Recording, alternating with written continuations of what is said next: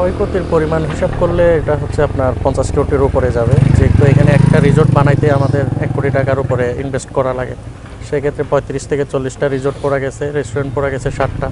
তারপর এখানে যে স্থানীয় লোসাইটি পুরা চাকমা তাদের বাড়ি পড়া গেছে আরও প্রায় 35 থেকে 40টা। আমাদের হচ্ছে মন্টানা রেস্টুরেন্ট, এটার পাশেই হচ্ছে মূলত আগুনটা লাগে ইকোভ্যালি রিসোর্ট থেকে।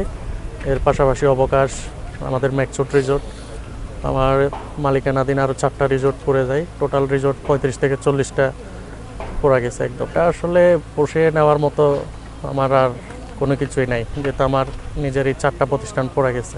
আমার এখানে আর কোনো কিছু অবশিষ্ট নাই। যদি সরকার থেকে বা কোনো মাধ্যমে যদি আমরা কোনো সহযোগিতা পাই, তাইলে হয়তো আমরা ঘুরে দাঁড়াতে পারবো। আগুন কিভাবে লাগলো এটা তো আমরা সঠিক বলতে পারি না। আমি কারেন্ট শর্ট থেকে নাকি এখানে ফাট করে ধরে গেছে, এই জন্য বের করতে পারছি না। একটা মানে সেনাবাহিনী আমার হাতে তুলে নিয়ে গেছে। কালকেও সারাদিনও ভাত খাইনি, এখনও ভাত খাইনি, কারণ উনি তো লক্ষ কোটির মালিক। আমি ব্যবসা করি মাত্র 2-3 টাকা দিয়া, 2-3 হাজার টাকা দিয়া। এখন এগুলো মাল 6 মণ 100 টাকা করে কিনা বেনিসল সারা বছর আমি বিক্রি করি। এতগুলো মাল পড়ে গেছে, এখনও ভাত খেতে পড়ে নাই। আসছে আমি